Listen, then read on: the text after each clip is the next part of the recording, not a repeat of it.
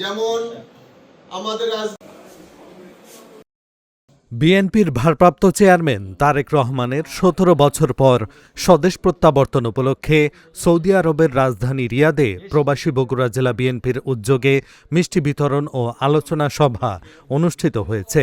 রিয়াদের একটি স্থানীয় হলরুমে আয়োজিত এই অনুষ্ঠানে প্রবাসী বগুড়া জেলা বিএনপির বিপ্লবী সভাপতি ফিরোজ আহমেদ নয়নের সভাপতিত্বে এবং সাংগঠনিক সম্পাদক আব্দুর রহিমের সঞ্চালনায় মিষ্টি বিতরণ ও আলোচনা সভা অনুষ্ঠিত হয়।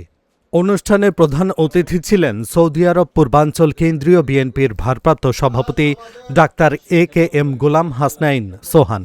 প্রধান বক্তা জেলা বিএনপির সাধারণ সম্পাদক মিজানুর রহমান প্রধান।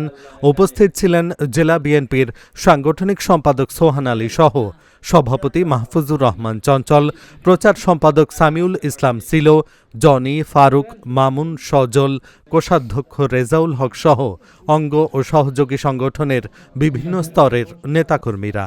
আলোচনা সভায় দেশনেত্রী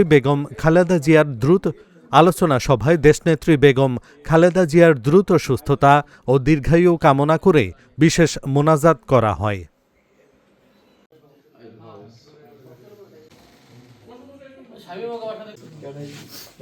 তাকান একটু ভাই, 2 সাইডে